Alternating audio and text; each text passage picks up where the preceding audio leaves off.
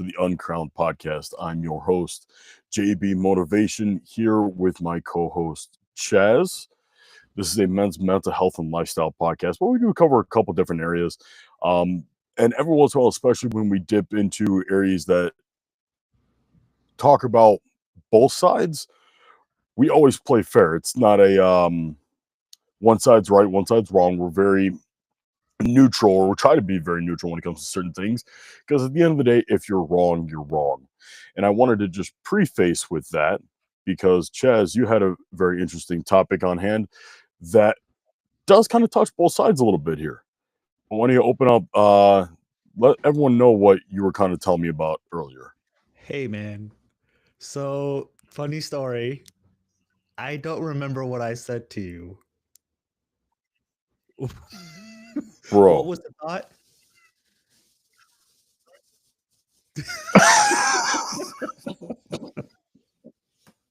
I had this like shower moment and I was like, "Hey, what do you think about?" And then I forgot right now. This was your one time. You had I one job. I know. No, that's two. Oh my lord. Okay. If I remember correctly, it was about how after a certain point in the relationship, the women kind of it stops becoming as much of like the intimacy Oh. part stops becoming so much as like romanticism and starts to become more of like a chore or a nuance or starts to get held back. Some lines, anything ring a bell, maybe? Yeah, I remember now. So, I was watching a video and it was talking a little bit about how and it was just like a playful joke. You know how you get those videos where the Asian guy is singing to his wife about their marital whatever, and this one where he's like trying to beg for intimacy, and she's like giving all the reasons why not. And it's just like, at what point did Mhm, you choose your partner to be your partner, but then it became a chore for them to be your partner? mhm. Yeah, there is a lot to unpack there. So, to keep us best on track, let's evaluate one side, right, from our perspective. Let's evaluate it from the woman's perspective. Because I already talked to my wife a little bit about this because I knew she was going to have an opinion about it. And then let's figure out a way to bring it together. I totally just dropped the live stream. I don't know how that happened because I didn't even really move. But oh, and those of you who are only listening, we are also live streaming this on TikTok as well. So there might be some questions that pop up if people actually care. If not, we're going to keep running our mouths. Why? Because that's what we're here to do. Okay. So, from the man's perspective, right? Because let's touch on that first. Because last time I checked, we both have dinglings and we also think like we have things. So, with that being said, you pick your partner, right? It is a covenant before you, a bunch of other people, God, or however you guys chose to get married. But kind of the whole point of getting married is, hey, we're going to choose each other no matter what, legally obligated to choose each other, morally obligated to choose each other. Also, I want to choose you, otherwise I wouldn't be making such a huge commitment. Um, and there's some stipulations that come with that. I feel like, because part of that choice is most of the time, unless it's already a pre-discussed thing, I'm only going to sleep with you and you're only going to sleep with me. So when one of that gets taken away, isn't that a breach of contract? Um, there was a point where I joked about it, where I'm like, my wife became less intimate with me at some period, and I joked with the, hey, it's not like I can go down to Miss Johnson down the street and just be like, hey, let me touch your booty real quick. You're the one that I agreed to, like, we're going to be intimate with each other. Like, if you hold that from me, then I have a hard time feeling the connection. And it's because Hmm. physical touch is what it's my language. Not so much my wife's. I have to admit that hers is more of acts of service, which I'm still working on being a good man at, because let's face it, we all got to work to be better than who we are. But without intimacy, I feel like there's a lot held back. And so, like, Yeah, if you hold that from me, I feel like I'm not part of the process. right. 100%. And before any female listener gets mad, this is simply just how a man's brain processes these emotions and these thoughts. It is okay to not agree with them because we are wired different. Well, that doesn't make sense. And this, da, da, da, da. Hush your face for 2 seconds and understand just because what you think or feel may not align with us doesn't mean you're wrong. It doesn't mean we're wrong. It just means we are different. And the more that we can try to communicate these differences and come together in these differences, guess what? Everyone ends up being happier. Right. I feel like before we get any deeper into this, I feel like that's a really good prefix. Um, because it is. I know I've heard a lot of women, oh, so I have to sleep with you just because you're my husband. I mean, if you want to look biblically, yeah, husbands don't deny your bodies for your wives, and wives don't deny your bodies for your husbands. But that's another rabbit hole we can go down.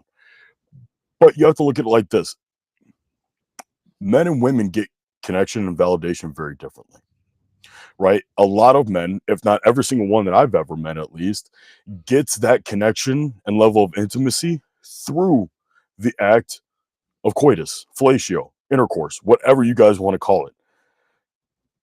And when that gets taken away, there's a heavy, heavy disconnect. Now, we'll go into all the reasons why that could happen, like that situation comes up. But I'm just explaining what a man goes through when that does happen. We immediately start to withdraw. We're like, okay, because guess what? If your wife is supposed to be your best friend and your partner, right? Well, take the partnership out of it and she just becomes your best friend. I don't pay my best friend's bills.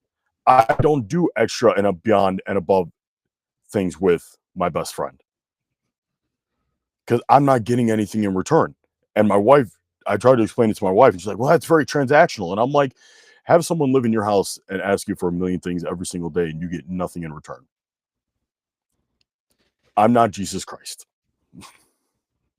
I guess it's where like our brains are different because women would see that as a transactional process, but for us, it's more like I give all of me to you in ways that you ask me for, and I'm asking for the same return. I'm asking you to give you to me the way you ask me the same. Right. Oh, 100%. Right. And again, all these issues come down to communicational problems and the fact that we think differently. A lot of women see that as transactional. The way that that's phrased, I don't like because it sounds very negative, but everything in this world has some sort of transactional relationship. The only things that aren't transactional is a parent's love to a child and God's love to us. And even sometimes the parent's relationship with the child eventually is transactional. You live here. I pay for your bills. In return, I expect you to do chores. I expect you to take care of yourself. I expect you to eventually become self sufficient. Don't hate your siblings. Don't commit crimes. Don't murder. Don't talk back to your mom. If you don't do these things, my end of the deal no longer suffices, is no longer sufficient. I correct me if I'm wrong, but that's how the world works. Yeah, I mean, for the most part, when it comes down to it, everything in life is going to be a trade off of energy. And if not energy, then resource. So whenever this happens, right, when men start to really feel this disconnect, because I've been in relationships like that before, and it sucks. It really, especially someone like me who like that's really like important to me in relationships. It's hard. Although I'm also very stubborn. Um, it messes with a man's mentality a lot. So things that he could be feeling is feelings of inadequacy, being taken advantage of, right? Feeling like he's not good enough, feeling like there's something else going on the side, not feeling heard, listened to, respected. Everything that makes us connected to our partner, that starts to slowly get chopped away and it hurts. But the issue is we also are really bad at communicating our feelings sometimes. So all those things that we feel either come out in completely not the way that is healthy or can even be open and received by our partners so that they actually hear us and what's going on. If our partner actually cares, because there are cases where they're like, so what, get over it, right? So, what that might look like is anger, frustration, irritability, short temperament.